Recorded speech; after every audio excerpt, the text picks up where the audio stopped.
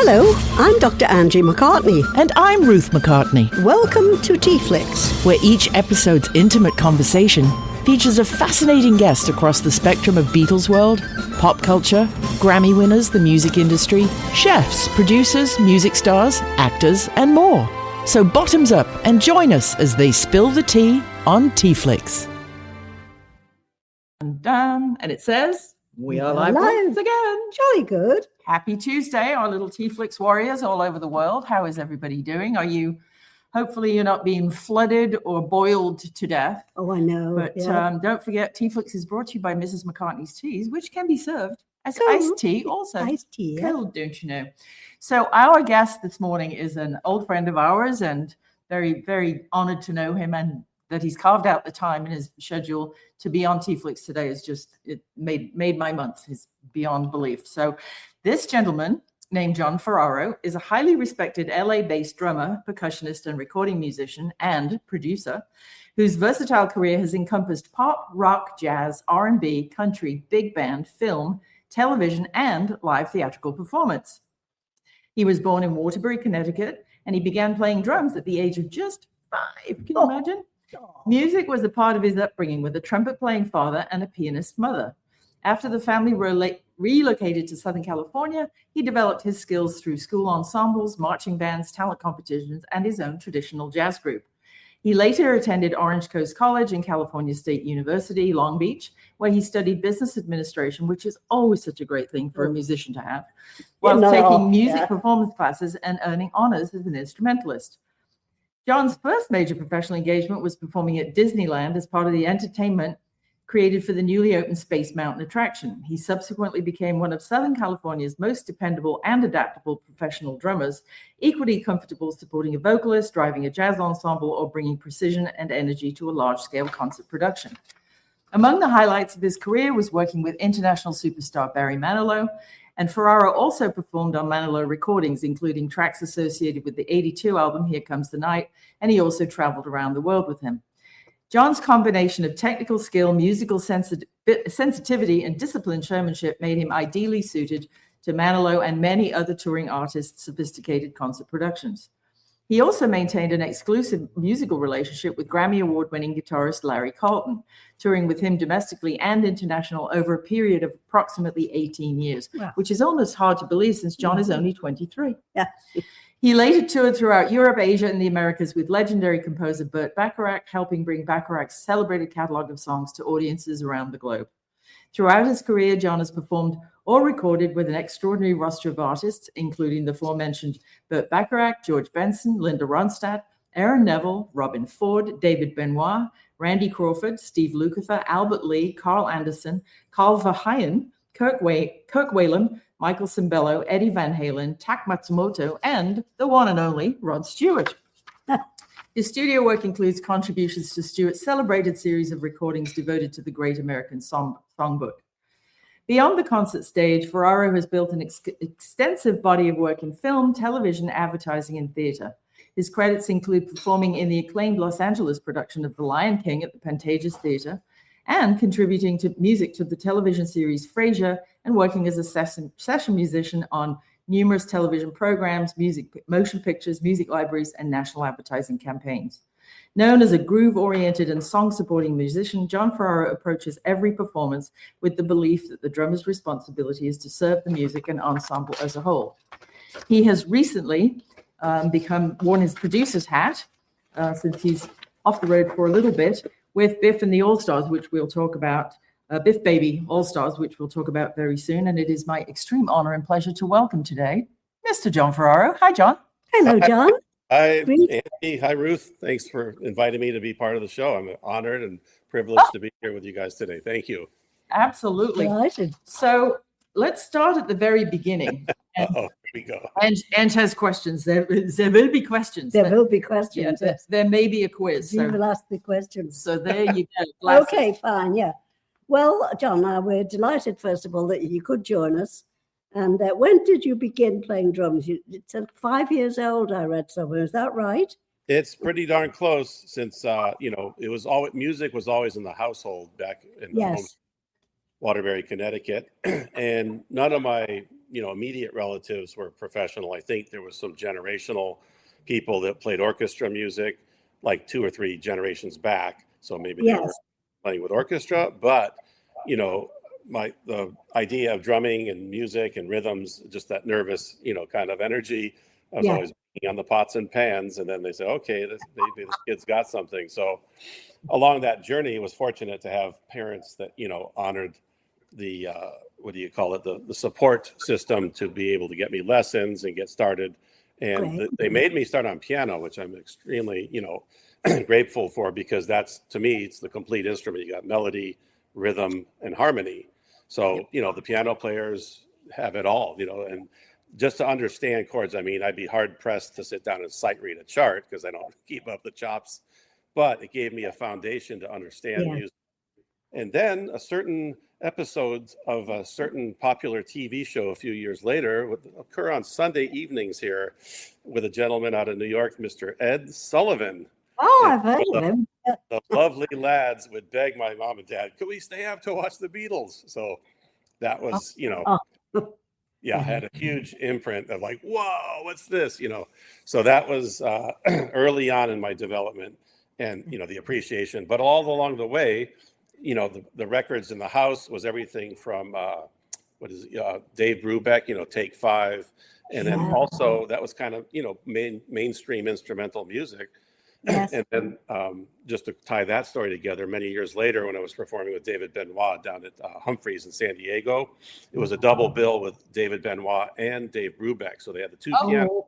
And as the encore, we both bands came back out on stage and we got to play together. So I was, pinching myself, going, oh my God, this is a dream come true. So just that part of the story. But, I've had most of my work. I love working with singers as much as I do working with some of the guitar hero guys that are out there. We'll talk about that project a little bit later. So was always involved. And back then they had the band as an elective in elementary school, junior high school, and also the 4 years in high school with the marching band. Oh, great. So, all the way up to the thing, it was always the thing I could do best and, was attracted to. And, I love sports as well. I would play a little bit of basketball and was never quite big enough or fast enough to be on the teams. But it was always fun with friends. And then, just a number of different activities. Love ice hockey. So I always like to do that.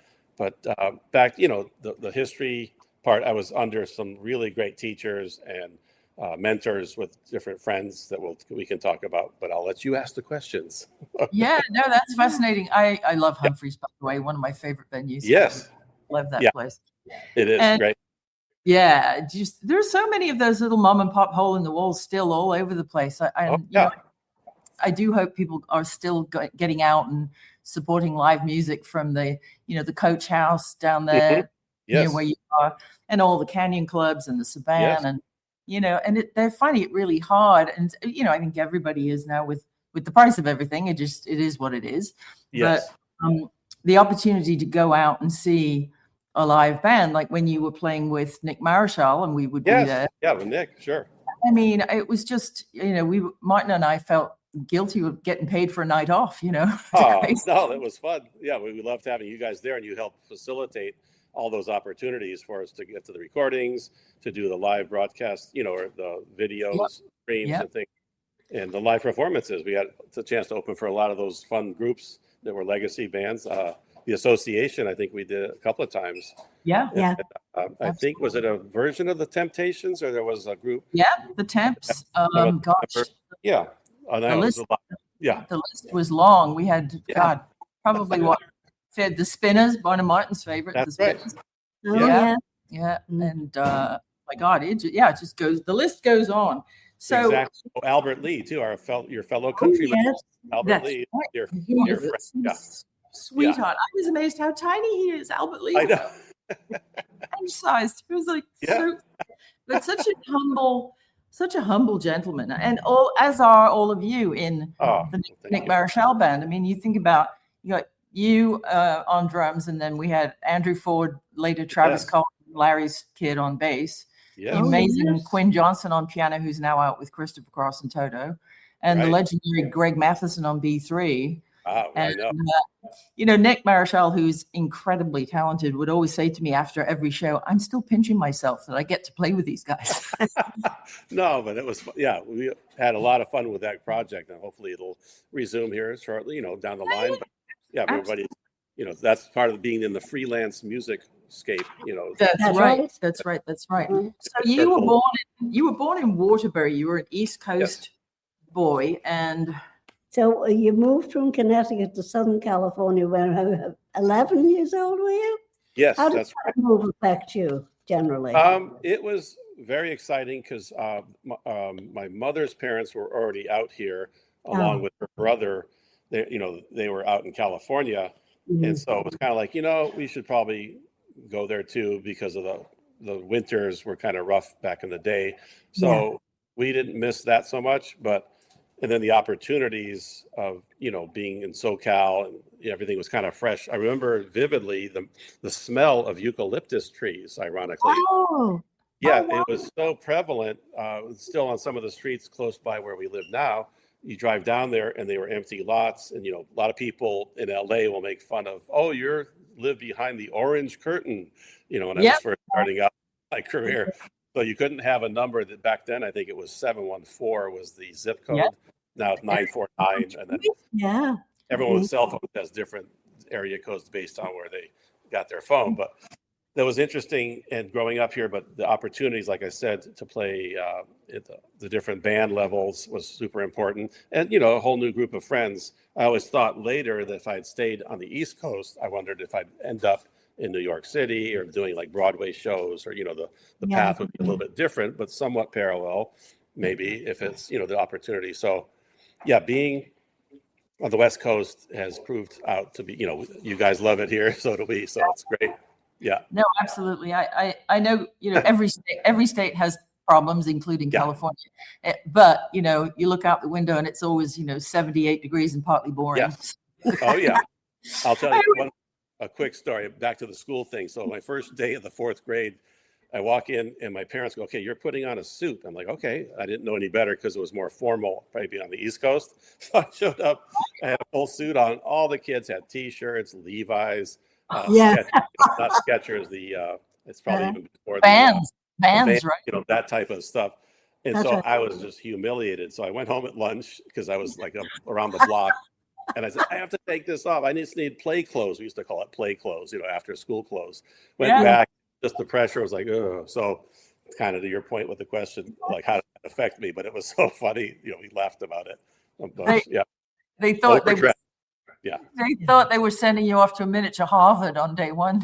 Yes, right. Exactly. Yeah. Just a public school in, Costa Mesa, California. So anyway, good. Well, from now on, I'll call you Ivy League John. How's that? Oh, I like it. See, I've got a collared shirt. I think, yeah. Growing up, you said that Dave Brubeck was on the turntable when you were growing up, but turning to drummers specifically, who were your influences in which genre? Who did you sort of listen to over and over and go, how did he do that? Oh, right. and figure it out, right? That's a fantastic question. So it's multi-layered, obviously. So I think going back to the first exposure would be guys like Buddy Rich, Louis Bellson for the jazz and the big band, because it was, here again, they'd be on TV appearances. And also here at the local college, Orange Coast College used to have an annual jazz festival, like 3 or 4 days with bands from elementary school. And then Saturday night would be the cap-off concert with a major touring band. So we got to see Count Basie, the Duke Ellington band that was under direction, Woody Herman band under direction of one of the surviving guys, and of course the Buddy Rich band and Louis Bellson. And then the small groups with Shelly Mann, who was really great jazz player, and he had a club in LA that was called Shelly's Manhole, which I never got to go to. But so there's a number of different influences, but all along, would be listening to British rock. I mean, you had Led Zeppelin, of course, even Black. I can remember exactly where I was when I heard those records at a friend's house. Typically, it would be a friend that had an older sibling that were more into it, so they would buy these albums. But I can tell you, the very first album I bought, we were shopping with my mom. It was called something else, but it was Macy's department store down in the basement. It was In-A-Gadda Da Vida by Iron Butterfly, because it had the drum solo. So, I love it. That was popular. And then as far as like some of the other, the American pop bands and stuff, Dave Clark 5, those are British. Paul Revere and the Raiders, I think, groups like that. Not so much initially with like R&B, but then of course James Brown and all the, Motown soul stuff. Each region of the country seemed like it featured some different rhythms. But one of my first bands that I played in was a Dixieland band, although he'll shoot me if I call it that. He wanted it called traditional jazz. Yeah. So I'm up there and I'm playing, oh, great, we're going to play jazz. He goes, no. It's 2-beat. It's boom, tra, boom, pra, boom, pra, boom. Just a boom, like, tuba with a banjo and clarinet, trombone, trumpet. Very strict. So this guy was deeply rooted. He's still around. In fact, I just saw him last weekend around the corner, a little house concert they do outside near my neighborhood, a bunch of friends from high school. So as far as, I'm sort of going all over the place here with the influences, but yeah, kind of mostly mainstream guys. And then I think one of the key moments was listening to a Tom Scott album. I think it was like 17 or 18. It was the LA Express. And I'm like, well, what's this? So I look on the back, and whose name do I see? Larry Carlton. John Guerin, the drummer, who was one of my heroes and, very influential. So it opened this door of like, wow, what's these guys? Are studio guys. So I had no idea what that meant. I think most kids, when they get into music, they're dreaming, I want to be in a band. I'm going to be famous. I'm going to be, a star. Well, to me, that's a really small piece of the industry. Of course, it's important. But, I celebrated my 70th birthday last year. So I've had a full career of being able to play all different kinds of music with all different kinds of people. Some of it is you just learn it on the spot. Other things, it's very detailed with a chart. So I was fortunate, like I said, to have some teachers, and I got the training early on. So just being equipped is kind of the key to have these opportunities. And I enjoy the variety. Sometimes people laugh. He goes, wow, you're like the Swiss Army knife. I go, what do you mean? He goes, well, you can play this. So, okay, I'll go with that then. But it's been a fun journey. And like I said, it's just been, the joy of playing music, and it just, keeps us vibrant and young, as you guys know. So, look, we've got Angie doing great, and so is Ruth. Yeah, I know. Yeah. So it's, well, it's definitely not from playing the drums. That's for sure. Okay.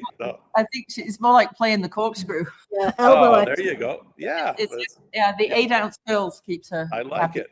Oh, yeah. Did you ever, when you heard the Rolling Stones? Yes. My first thought, because I would always listen to a record, however many were in the band, let's say 4 Beatles, or 5. I would listen to it all the way through that many times and concentrate on the bass lines, or concentrate on the, and just you pick up. And when I was listening to the Stones growing up, and then I saw photographs of Charlie Watts. I'm like, how does he do so much with so little? Yes. Yeah. I mean, the guy's drum kit you could fit in a Mini, couldn't you? That's right. Yeah. Yeah. A quick story about that. So my early days of playing hockey was in the 20s, and we had another friend on the team who's also a quite well-known set director, Les Dilley. He recently passed away, but one of his good mates was Charlie. They grew up together, or he knew him, and he would tell stories about him. And Les was a really sweet guy. We miss him. He just recently passed. I'd heard or saw a post, but ironically, and I was fortunate to get to meet Charlie on several occasions, because a dear friend named Pierre de Beauport works for the Rolling Stones, and he's sort of the crew chief, and he's Keith's guitar tech. So the first time I went to see him live was at the LA Coliseum. It was the late 80s. And then many, many more times I got to see them at Hyde Park when I was on tour with Burt Bacharach. We had the night off. Then all over the country, I took my daughter when she was in 5th grade to see them in Nampa, Idaho, which is a weird spot. Yeah, that's a good papa right there. Yeah, that was we had fun. So she then traveled with me too on the Burt Bacharach and her summer vacations from high school, about 3 or 4 trips. And so she loved being on the road. and she was also my navigator, so she'd help me with the tube system because we went to see a Barry Manilow show. Was at the O or the big what's the it called? O2 Yes, Arena. yeah. And so we were staying over near Kensington at K West Hotel, which is on the picture of the David Bowie album. Right. Yeah, so that was our home hotel with Bert. They like to stay there. So she figured out, okay, we get on this one, we go to the transfer here, do this, and we got to the show. And actually, we were on stage, backstage before it started. I have pictures of that somewhere. So, yeah, I love the Stones, love Charlie, super cool guy. And of course, he's, well documented for being a big jazz fan and aficionado. But the sensibility and the way he put the backbeat and the groove on all that music is just so magical. And so many people kind of try to copy it, but he had his own signature. Excuse me. So, yeah, it was always fun to get to, hang out with him a little bit. And, I became fascinated with drummers, actually, or the drum world later in life. We've had quite a few on the show.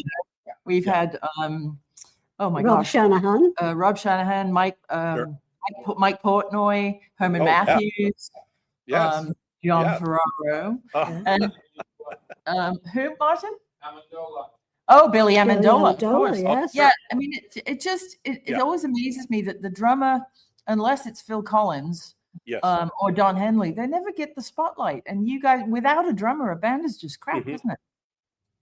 We have a dear friend that passed many years ago, but we used to go to Australia to do some trade shows with the Ernie Ball people. So dear friend, his name was, oh my goodness, I got to think of his name, Pat. I'll think of it in a second, but he was from Ireland and he had migrated to Australia. So Pat Bonham, thank you. I came up with his name. And so really sweet guy. He would be on the side of the stage while we'd be performing. And this was with Albert Lee, Steve Morse, and I think Steve Lukather did it with us once, but my dear friend, pianist named Jim Cox, who plays with everyone that I met from Long Beach State. Pat Bonham's comment was like, "You guys are in the engine room." I'm like, "What do you mean?" He goes, "You're down there shoveling the coal to keep this train running." So we always called it our nickname, engine rooms in Sterling. So that's a funny.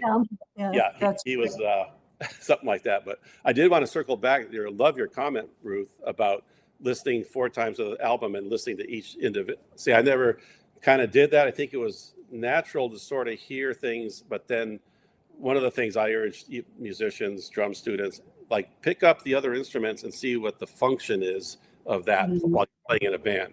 So I can goof around on the bass. I can play a couple of guitar chords, piano, I can plink around, but you're listening to this in context of like, how does the drum part fit in with what's going on? So that's a really good, important point, takeaway for people that are, younger listening or just in general. Because a lot of people now with this practice room mentality of, oh, watch this guy on YouTube. He's in this room going 100 miles an hour.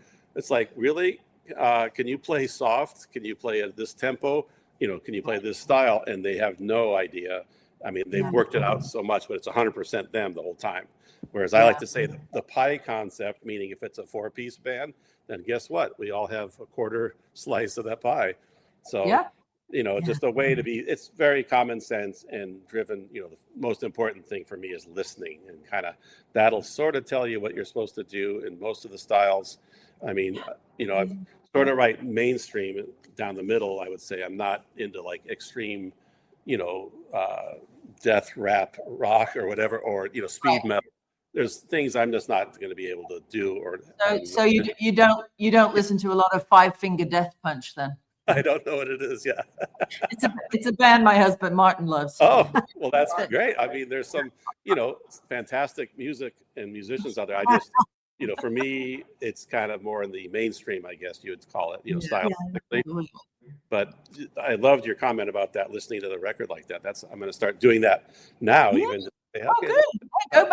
Go back and get a glass of your favorite something and listen to everything. And I'm just going to listen to the bass lines. We've said this on the show many times before, but Ringo finally now, Sir Ringo, he's just become Dr. Ringo from the Liverpool University on his recent birthday. But I don't think he got enough credit during the Beatle years for the arrangements that he was responsible for. If he hadn't gone into, I have always thought in 4/4 and first thing and 1 2 3 1 2 3, and that he could swap from 4/4 to 3/4 to 16 to you know, and he's left-handed. And he's left-handed, and I all love of the that. kits, Yeah. all of the kits that he used to get, you know, when they played the working men's clubs. Yes. Paul, of course, is left-handed and had a left-handed bass, so Right. their engine room is completely left-handed. Left-handed. I like it. That's a great name Poor, for the band. poor Ringo Yeah. would show up and it'd be a right-handed kit, and he'd just have to deal with it. Sit down you know? and do it. Wow. Yeah, the That's- back line's there, and it's the wrong way around. you know? Yes, exactly. No, that's a really good point to make. Because yeah, you know, I have on that line. Hey, John, what are your favorite drums? I go, they're the ones that are already there. Like meaning you show up at these gigs. They have that line. And I The think ones I don't have to get out of my car. yeah, yeah. you don't have to flip. And then And up yeah, there's at the village. yeah, I remember in the old days in Liverpool, a lot of these guys, they used to take their drum kits on the bus.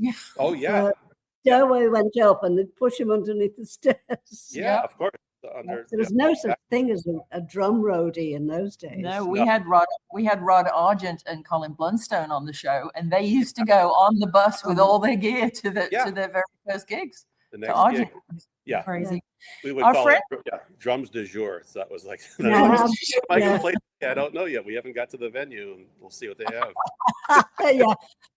Our friend Karen Rita from Edinburgh, Scotland, is asking, John, are you, or if you're not, then maybe do you know who's the drummer on Tossed Salads and Scrambled Eggs? That's a great question, and I think it came up recently in another podcast or something I was watching, and I forget. It's a studio guy. It wasn't me. I'll tell you the correct answer to that is we were playing in the warm-up band, so we were at all the tapings and shootings for the show.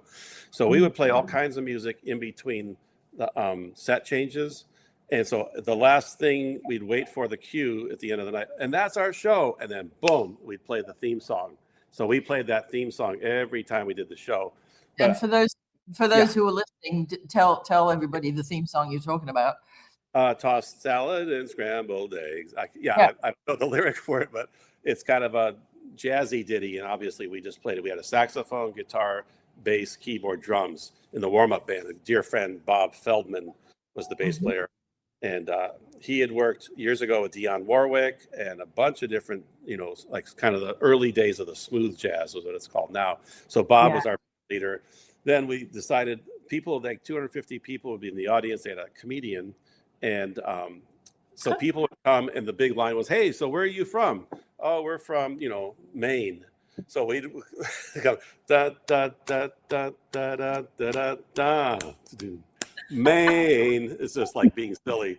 But then we actually had a song book for national anthems. So you'd have, okay, where are you guys from? Oh, we're from, Albania. It's like, quick, look up the theme, the national anthem. It was just very fun and kind of improvisation. But, oftentimes people would be from Texas. So we do that, a song about Texas or Oklahoma, or, if they're from the Bay Area, left my heart in San Francisco, just random stuff based on where the people were from in the audience. And the one that works in any town is, and the girls all get prettier at closing time. There you go. Absolutely. That's a good one. That works absolutely.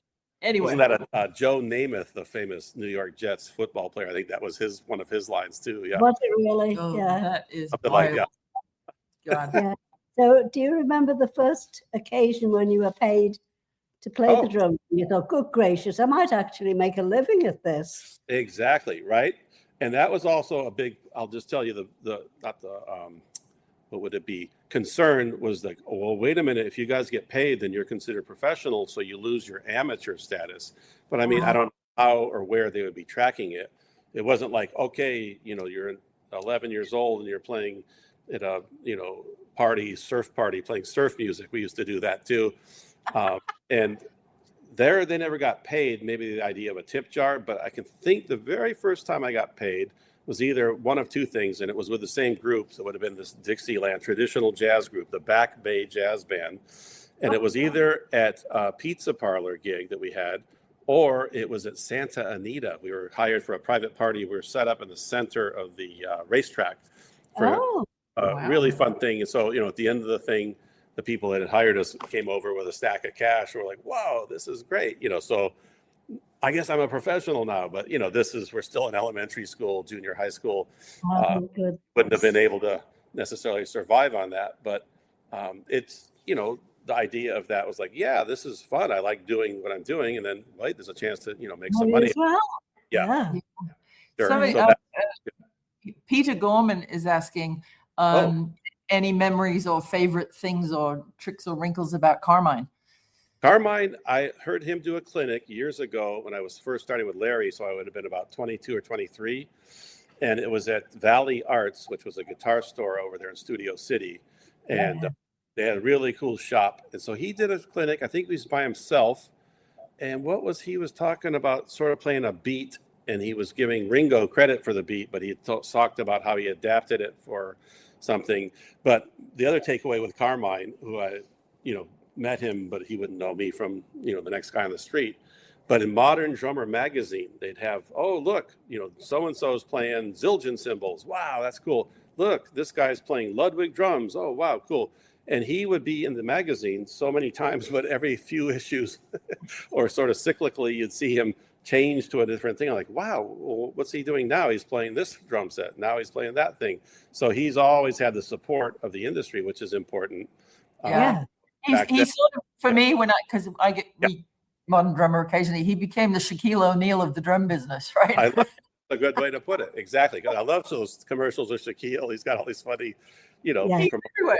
I mean, if it's athletes or luxury cruises or something for your headache, there's Shaquille. Yeah. No, it's great. I mean, especially nowadays, you need a way to support our music habit, so to speak.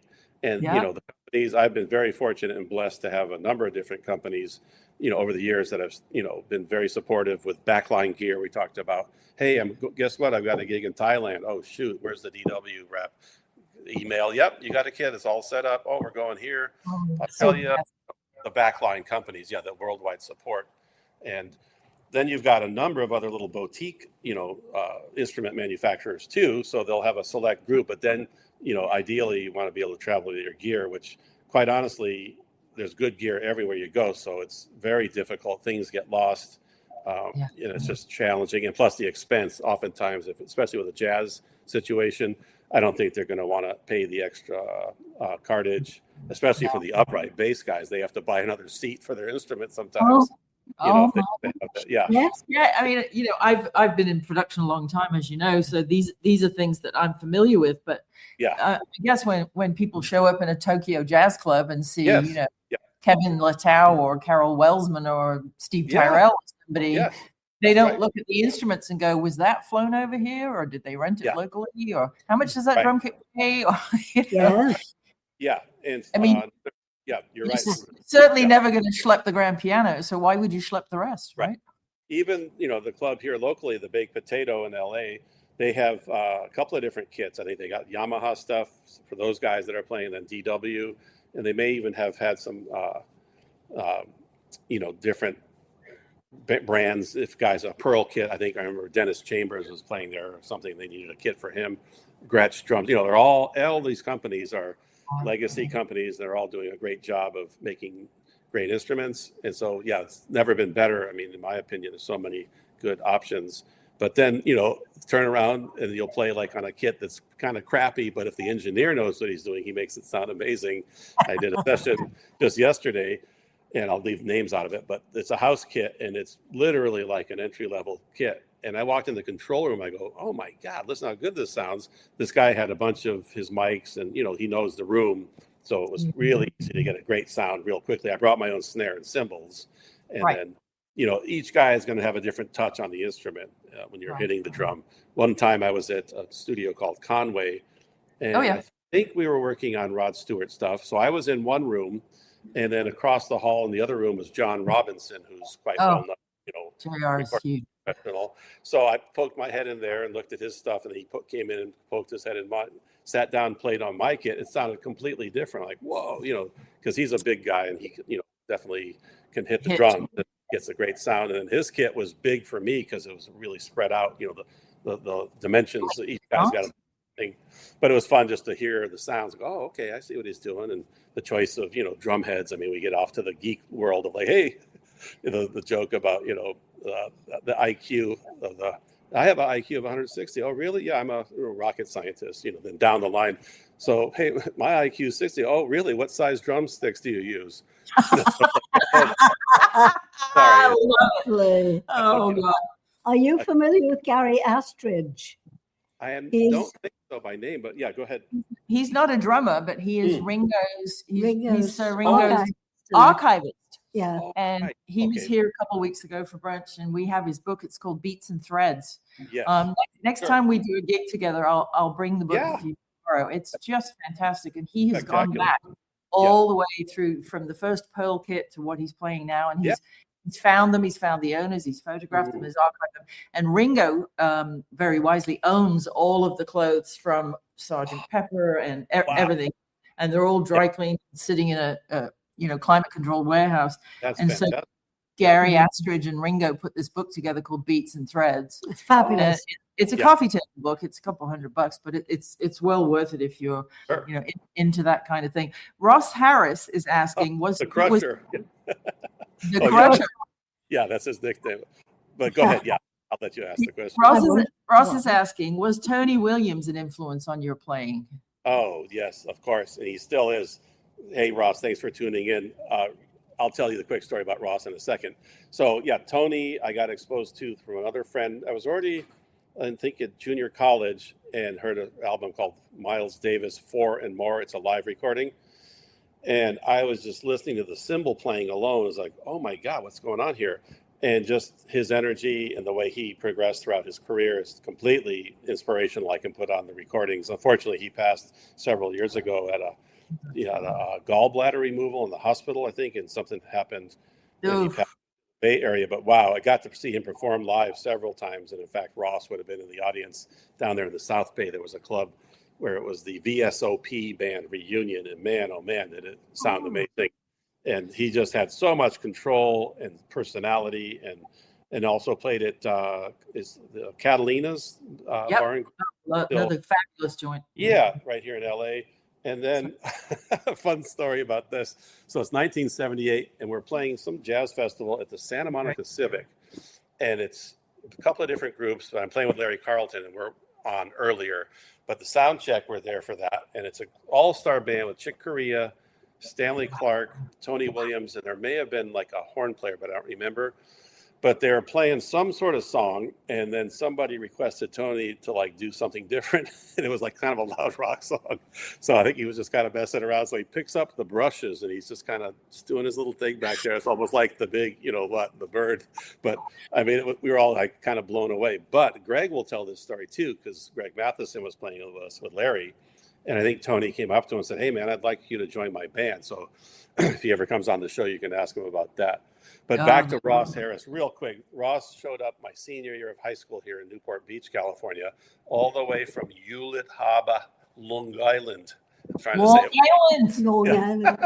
But we became instant friends. He was way into the arts. He used to draw these great pictures. And he says, "Yeah, I play the guitar." So, "Oh, really? Let's jam." I've got the band haircut, like short like it is now. But back then it wasn't popular. The guys that were rock musicians had the long hair. So we became instant friends.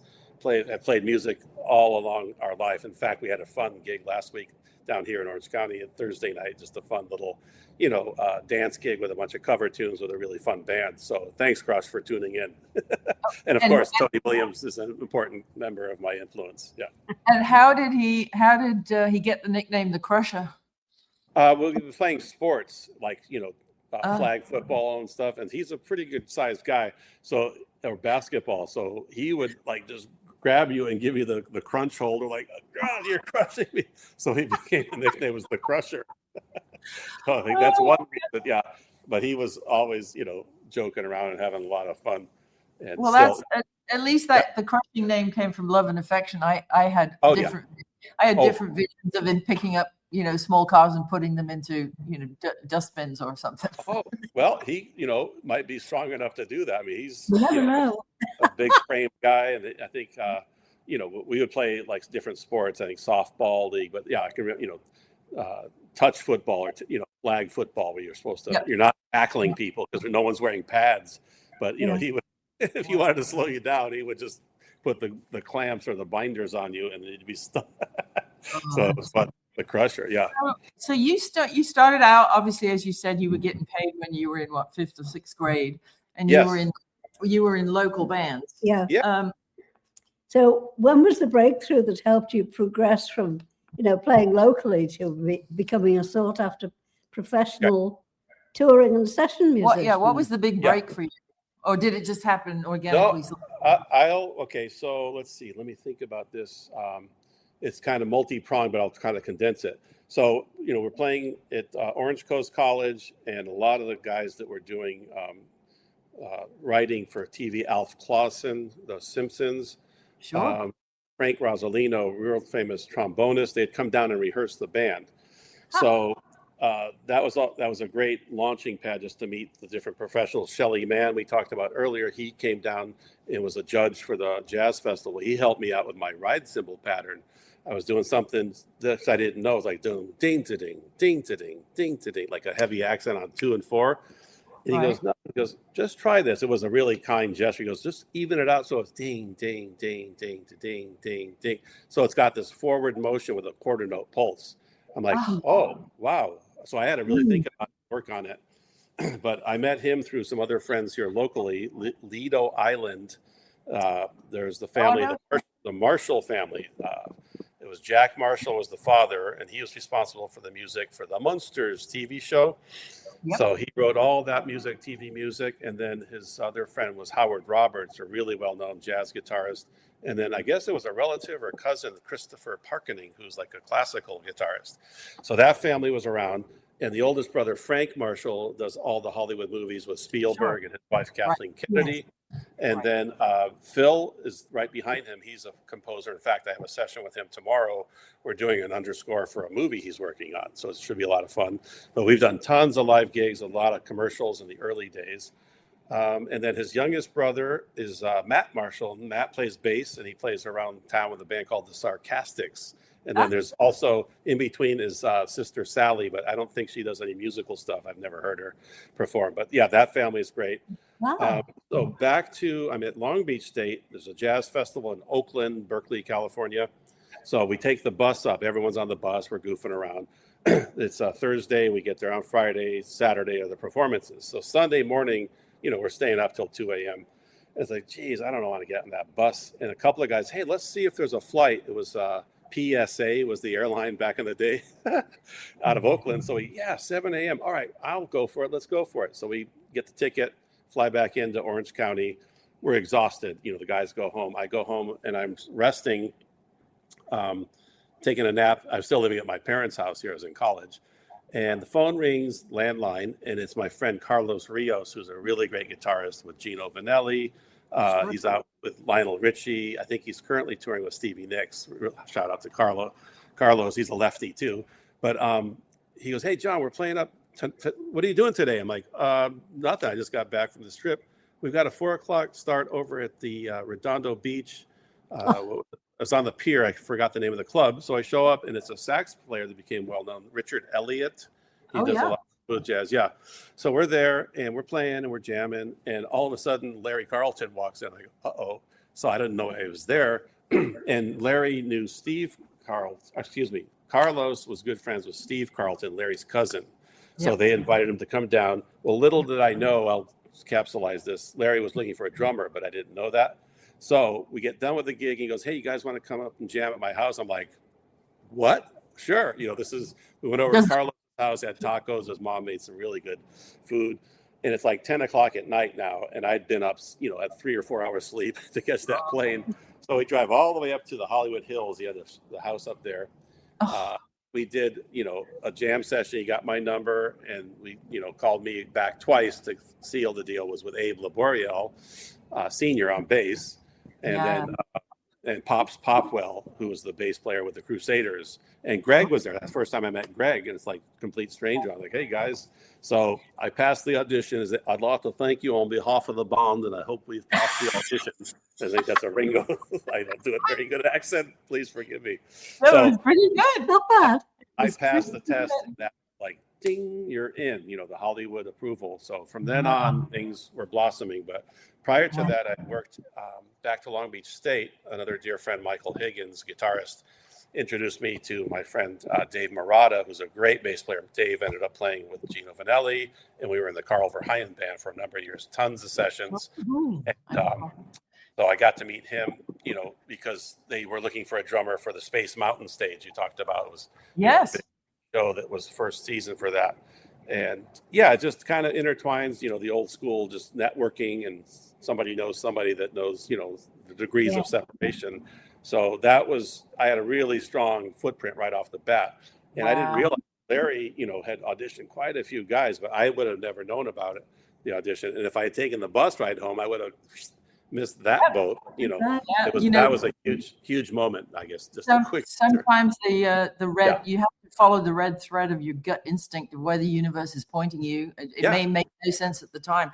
Our friend Paul Moody from here in Playa del Rey, whose dear departed late mom used to throw the jazz party of the year on the beach right here at Playa del Rey. She would have all her jazz musicians come. It was the best deal in town. He's just saying when you said Redondo Beach, he said it's Concert by the Sea. Was that the name of the gig? That was another venue, but it was it was like a pub name. It was Howard Rumsey. All that's correct, Paul. Yeah. But it wasn't that club, because that was more the upscale, and it wasn't the Lighthouse, because that's another one. It was on the pier in Redondo Beach, and I got to remember. Boy, it's escaping me. I'll think of it, but it's right. This gentleman that's asking the question, it's right in that little neighborhood. And, just a Sunday afternoon jazz at the beach brunch thing, which, done over the years. Yeah. All the way up and down the coast. I remember Malibu, there was a club that was owned by, what is his name? He was the bass player with Herb Alpert's group, and I got to think of his name. He lives in Rome. So we played up there. It was right. Pasquale's. Yeah. So his name is Pat Senatori. Sorry, I'm trying to connect all the stories. And then all the way down to Dana Point, which is south. We used to play a Sunday jam down there with another great friend that passed. That was a great keyboardist, composer from Canada named Dale Jacobs. And then through him, I met some other musicians that were in Canada. So I'd go up there and do music libraries and some custom albums. You just kind of just keeps branching out. This is, back 80s, 90s, early days for me, but it was always fun. And then Newport Beach, we've got, I got married at the Balboa Bay Club, which is right on the Coast Highway there. And then there's another club. I'm being texted now, hey, can you play at the Newport Beach Yacht Club? So, I've always had these fun gigs around the community, the water, as well as everywhere else in the world. So very when in the era you're talking about, we lived in the Valley. And we used to see some great acts. I've probably seen you play at Marmalade Cafe, Josefina's. John, what was his name? Randy. No, not Dan Randy, not the baked potatoes. No, we had him on the show. He was awesome.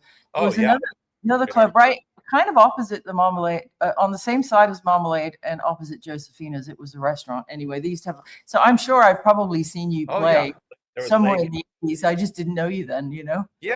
No, that's right.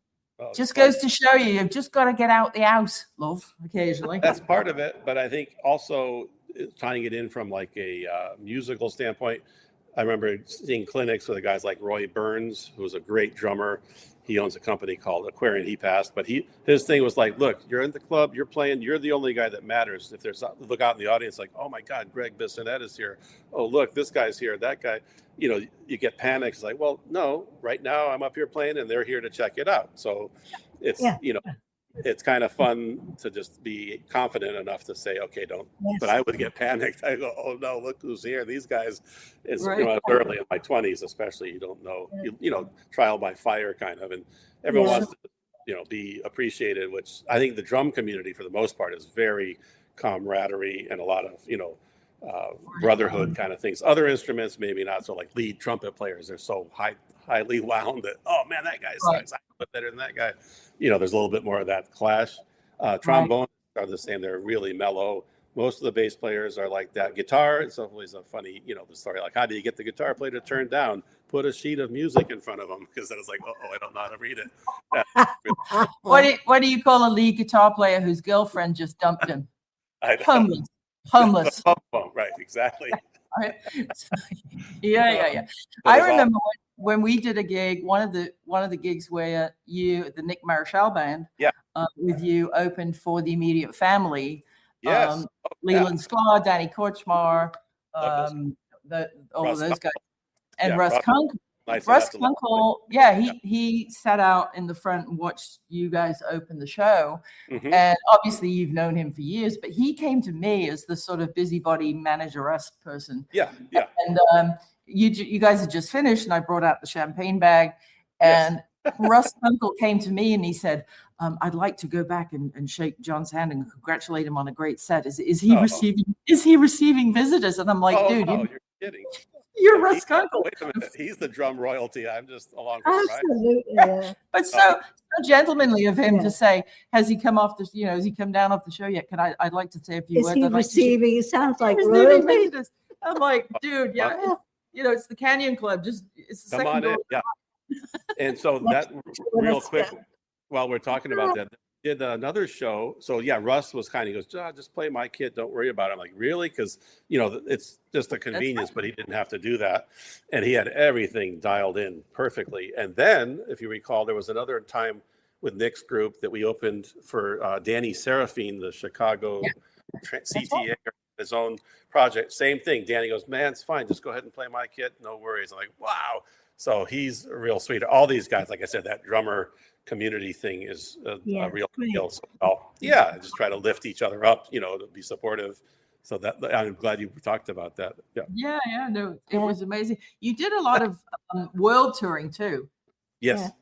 Yes, and you toured with Barry Manilow, didn't you? How did that opportunity rise? How did that come about? That came about. Let me just retrace the steps. I believe it was 80 through 82 is when we did it. And it was literally like a world tour. We went everywhere and beyond. So Australia, South Africa, actually, Sun City, when, it was kind of, we weren't supposed to maybe be doing it, but things changed or clamped down. All over Europe, all over the States. And those were like 8 weeks at a time, 6 weeks, really extended. Nice. So we had a lot of fun. We had a full crew, had a great drum roadie, Gary Zipperman. He's still around. He lives in Las Vegas, and he's been working. He actually worked with Russ Kunkel on the Lyle Lovett tours and stuff. But that whole thing was a major production. And Barry's an amazing, accomplished musician, singer, and as far as his stage presence. So I learned a lot just watching and listening and, about production and how to pace a show, too. It's incredible. Yeah. Is put together. So that came about. A dear friend, bassist that's living in Australia, but he's an American guy, Leon Gayer. And Leon had played also on that Brother to Brother album with Carlos Rios. We talked about that drummer path. Mark Cranny, who was an incredible drummer, real big guy. He was from South Dakota. And man, oh man, he played with Jean-Luc Ponty, great drummer. And they was in that group. So Leon sort of hit me. He said, hey, Manilow, they need a drummer. They're looking for somebody. So instantly got connected with that. And I've been coming from Larry Carlton, which at the time was kind of high energy, more fusion-y, but still groove oriented music. So we get to Barry Manilow, and he's playing all these what they call them power ballads, so the tempo is like 64, so it's like boom, boom, like really slow. And so I'm up there going, kind of doing, my Ringo thing, whatever. And it's like, no, that's not the part. I go, okay. So he just, because the piano part was ding, ding, like kind of like, da, da, da, da, da, it was Imagine, sort of that style where it's a very deliberate quarter note. So I would just play 2 and 4 on the boom, tick, boom, tick, boom, boom, tick, and then maybe tick, when it got to the bigger section. So, man, there was so much air and space between notes. Wow. And I remember reading an interview with Jeff Porcaro, who's a huge influence. And he was talking about, those tempos, man, you got to be able to take long steps. Like if you're walking across like a little river thing and they've got those steps, like some really interesting kind of dynamic, there's just the motion of what's happening to play those ballads. So we're playing each hall is a different thing, the hockey arenas, and it's bouncing all over the place. But way before in-ears and things like that, we didn't use clicks. There was no pre-recorded stuff. It was a live show, 4 singers, percussion, bass, guitar, keyboard, obviously, 2 keyboard players covering some of the synth sounds. And the woodwind player was a dear friend, Bill Page, and he was on the Lawrence Welk show. So he was really a sweetheart of a key. He was really cool. He had a really great attitude. He played 7 different instruments during the show. And then his son, Scott Page, is a really well-known musician, primarily sax, but he plays a little bit of guitar, big producer too. And so he was fun because he was into sports. So he was a lefty. So he helped me learn how to play golf because he could stand right across from me like mirror image and show me how to swing the club. So we're at the Hershey Resort in Hershey, Pennsylvania, because we're going to do a show there. And it's beautiful golf course. So we had access. Oh, you guys are in the band? Sure, come on out, get a free, round of golf. So he helped me a lot. And also he was a tennis player. And he was quite a bit older than me, but he would run me around the court because he knew where to place the ball. I'm just chasing it and I'm trying to catch up. So I always go, man, you're wearing me out. He would just be laughing, on the other side. Okay, try this. He was really a dear mentor. He took me under his wing as on the road because I was only 23 when I started there. And, so that was a different exposure. Then quickly, I'll just wrap it up. Fast forward that to doing Promise Keeper events, this big men's Christian ministry. Right. I think that was 1996. And there again, we're playing at the 55,000 seat venues. And a lot of that music is, slow, bah, boom, boom. I'm going, hey, this is Barry Manilow 101. I know how to play these grooves at that tempo in an arena like that. So, just a chance to connect experiences and apply them to different situations. Yeah, one of our dear friends and erstwhile on again, off again clients, David Pomeranz, the musician and songwriter. Sure. Oh yeah, who wrote a bunch of stuff for Barry Manilow, and we've had him on the show too. And he was talking about trying to get in the mood of somebody else's brand and groove. That's right. And how, he would be, he is huge in the Philippines. He could sell out 80,000 in 10 minutes.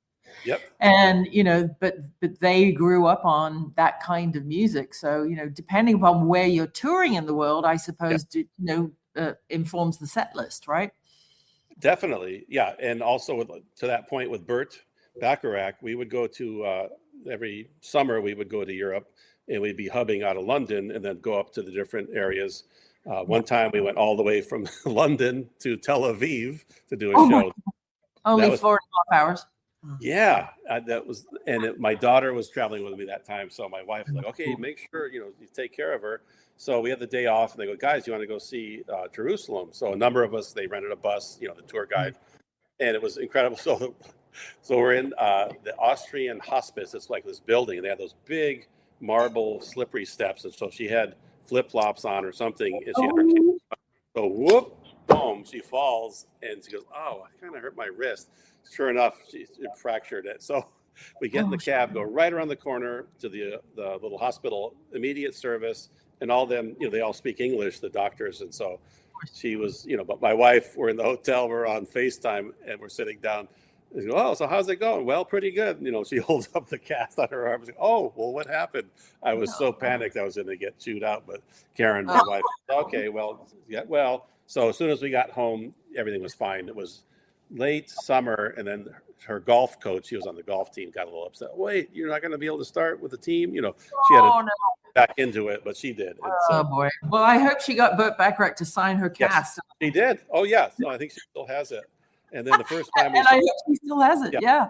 And we have a time capsule thing we did for the, what do you call it? The Rolling Stones thing when she was in that 5th grade. So she's got that because all the guys signed, They have a small little room where they go in and rehearse, insert songs for the show, like you were talking about, the region. So, they were doing Dead Flowers that night. So they ran the song, and there was the band, their techs, and maybe 4 or 5 other people. So they all came over to her and wanted to meet her. And I'm like, oh my God, this is great. We're all they're all, they're really nice gentlemen. They're incredible. Yeah. They're just having so much fun. Yeah. They're British, you see, darling. Of course. Yeah. I know. That's Barbara is asking, she's saying she's a huge fan of yours, and she has a question. Do you do anything special to protect your hearing? Very good question. Great. Here is the container for the earplugs. So they're called ear racers. Plug out to them. Oh, ear racers. They're it's just a little kind of a snippet, and it's got a different color, so you know which side it goes where. But it doesn't completely make it so you're deaf, because you do want to be able to hear I think it's at least 15 dB. Yeah, and I'll always put them on inside the headphones. Like yesterday, I was wearing them because we're recording. So rather than get a spike with the tone, but yeah, that's super important. And of course, for most live music, even if I'm playing at a noisy jazz club and I'm going to play brushes, just to be able to get rid of that din noise in the background. That's a great question. So here again, young musicians, I'm always telling them, man, make sure you got plugs. Or nowadays, a lot of guys will have the in-ears, which have tracks they're playing to, or a click. So, yeah. But I keep, and then also as far as people ask a technical, like, what do you like to hear in your mix? It's like, well, I don't need to hear any drums because I'm hitting them. And then maybe usually if it's a live show, it'll be, if it's singers, I got to hear the voice. And I got to hear a little bit of piano, bass, a little bit maybe because it's rumbling along. And if there's a guitar, it's got an open back speaker, I don't need any. And then maybe if it's a horn band, you want to hear the lead instrument. And here the overall level is as low as possible because there's so much bleed with all the open mics on the drum set.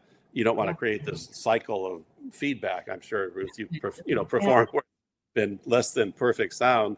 And that's just the technical side. But I think these guys want to have the seat that vibrates underneath when you hit the kick. It's like, I don't need that. It's going to give me a backache. But there's all these other things where it bolsters the sound. But I personally keep it as low as possible when it's in ears. But if I don't have that, I'm always wearing the plugs. And if it's I need a 50-50, I'll always protect the left side, the snare and the hi-hat. And those are kind of main offenders volume-wise. So if I need to have one ear open, the right ear would be the one to maybe leave it out. But so I'm pretty fortunate. I don't really have the tinnitus thing on the TV at home. If I'm watching a sports, that's way, way low. I'm not blasting it. But that's a great question. Thank you. Yeah, it is. Thank you, Barbara.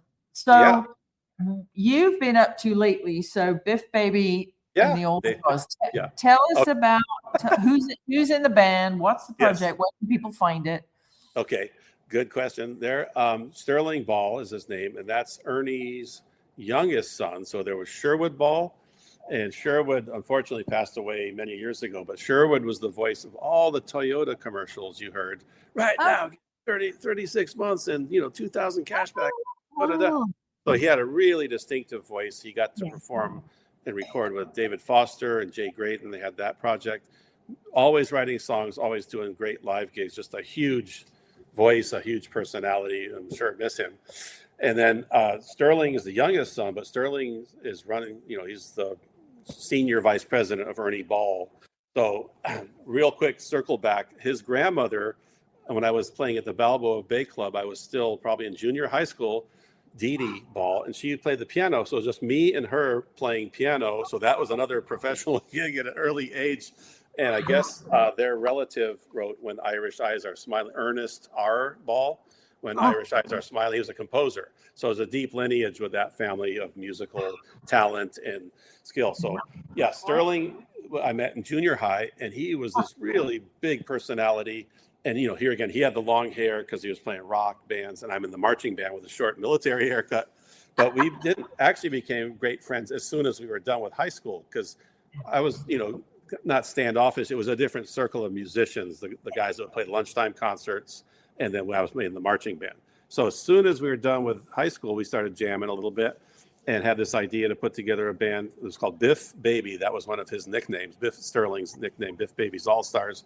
And he had Albert Lee as the focal point because Albert would be visiting, and I think Albert was living in Malibu. So it'd be him. And then I suggested keyboard player I mentioned earlier, Jim Cox, to come play bass with us. Piano. No, Jim's on piano. What am I saying? Sterling's the bass player, and Albert. And then we also had a different bass player, a dear friend named Don Velasquez. And Don and I toured with Cindy Greco. Give a city a chance, we'll take it. The theme from the Shirley show. So that was a fun gig. And that's Carlos Rios was in that group. Anyways, going deep dive, all these layers. So just all these different connections with different people. And then Sterling, of course, because of the business, is friendly with John Petrucci, Steve Lukather, Steve Vai, Steve Morse, all the guys who are Music Man and Dorsey's. They're known as the Steves, right? The Steves, right. That's like I just refer to them as that because when people will ask me who was on this album. And then also Joe Bonamassa is on there, a couple of tracks. We have a couple of double drum tracks with my dear friend Chad Wackerman, who I've known for a long time. And we have another band called the Crank Tones with Chad's double drums and my friend we mentioned earlier, Carl Verheyen on guitar, another great singer and guitarist, Craig Copeland. And then our dear friend Tom Child, that we used to play at Disneyland together. And then Jim Cox is the pianist. So every year in December, we go to Bakersfield for an annual cancer fundraiser event. And that's always been a fun thing to look forward to. And usually we'll do another gig. We call it our world tour. We play the Baked Potato in Bakersfield. Yeah. Woohoo! Yeah, we're on the road. And maybe catch Fresno brunch on the way back, right? There you go. Exactly. So that's a super fun band. And so we've done now, I think this is the third or fourth album.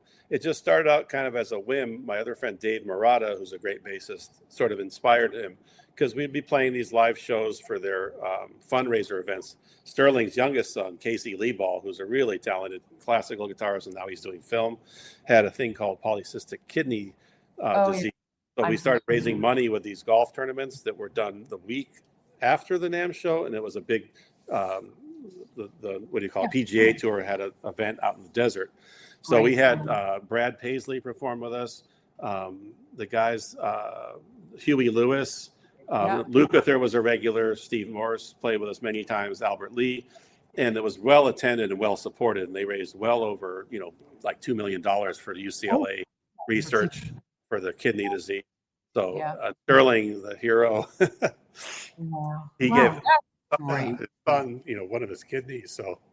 Oh wow! I only have one kidney, so I won't be asking Sterling for his other one either. No, exactly. So yeah, but that's that whole band, and it's everybody's full-time, professional musicians, quite well known with their own groups. John Petrucci from Dream Theater, nicest guy, just a really great guy. And Sterling's always been very visionary with hosting events at their factory up in San Luis Obispo. So he'd have all the dealers come in from all over the world and try to time it so it would cap off with a big concert on Saturday night with a big Santa Maria style barbecue with all the stuff. Beautiful. I am volunteering myself if I can help you guys with social media visibility, marketing, email blasts. Anybody wants to come on the show to support that? Count me in. Absolutely. Okay. And I'll tell you what else, John. Have you ever thought of writing a book? Yeah, I just don't know where to start. I have a couple of friends who have written you guys. Okay, right there. Yeah. We're looking and talking. I'm asking. Yeah. So I remember, you had asked me a question about you were working on a project. I think it was something to do with Ringo, like quotes about, what did you like about it? So I don't even know where to start, but it would be super fun to just, I guess you do like an interview and just record things. And that's kind of what we're doing right now. Well, I didn't publish my first book till I was 83, and I'm just about to publish in the next day or two my 9th book. Oh, wow. Congratulations. Yeah. And I'm pushing 97 now. So she's got 2 more in the works. She's actually working on 3 books at once. Wow. Yeah. I don't even know. Off the streets, I can show you a system. You have a Gmail, right? You have a Google account? Yeah. Yeah. Okay. You use Google Docs and Google Sheets. I can show you the whole setup. It would be fun because all the people you've worked with and the experiences you've had. It's fascinating. Very kind. Absolutely. We're having fun. Yeah. So where can people find the latest Biff Baby story? Yeah, that is coming out, and I forget the name of the label. It's available, and I got to try to do the research with Sterling to ask, where it is. It's a label, I think it's based in Europe, and they do a lot of guitar-based projects. Like Steve Vai is on that label, I think, or maybe he runs. When the album released, if Sterling wants to, hop on a TeaFlix with us and talk all about it, we'd love to have him. Yeah. It's, it's just a fun project. They're all cover tunes, but there's some really fun arrangements that are like with Steve Morris came up with a great interlude, like wrote the section of Radar Love is I think the track. Golden recording? Yeah, so I'll send you the recording just so you can check it out. And then John Petrucci had a really cool version of Green-Eyed Lady. It's just random cover tunes that we played, and then some of it was leftover tracks that we And we do a fun little kind of train country version of One After 909, of course. And then, cool. Yeah, I thought I'd sent that to you. I'm sorry. I'll make sure to send it over so you can kind of get ears on it. Absolutely. And then there's a Allman Brother medley of One Way Out, Whipping Post, and they kind of work together because it's the same tempo, and that's pretty adventurous. That has Joe Bonamassa and Steve Lukather. The other song kind of featured just the individual guitar players, but they do some trading back and forth. And then there's a double drum solo back and forth on the Allman Brothers song. Absolutely. So just kind of have just something fun, and there's no expectation of like, when are you guys going on tour? When are you doing that? It's just fun, what we're having.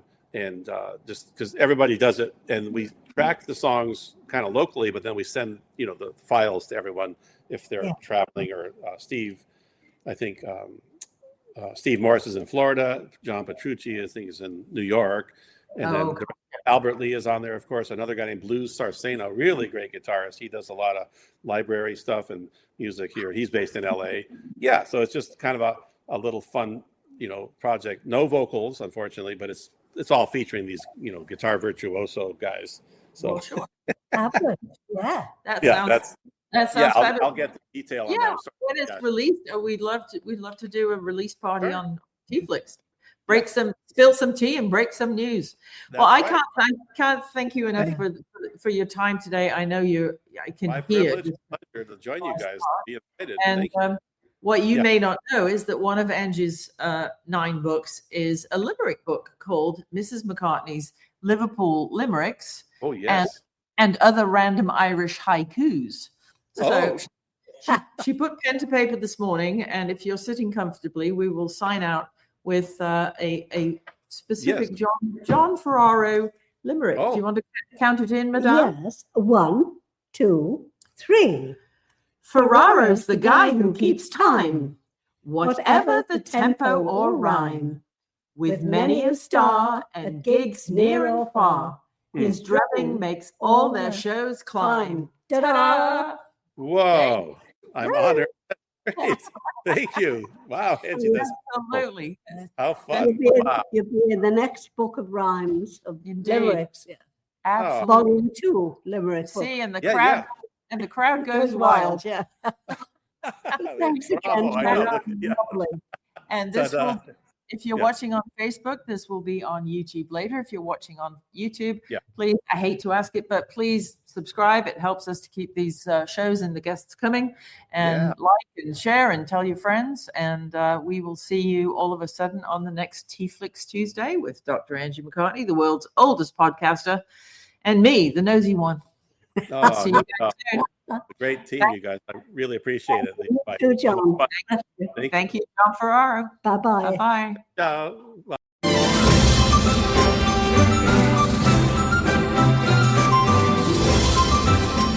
Thanks for tuning in to TeaFlix, and check out Dr. Angie's books, Organic Teas and CBD, at mrsmccartneysteas.com. Toodle pip.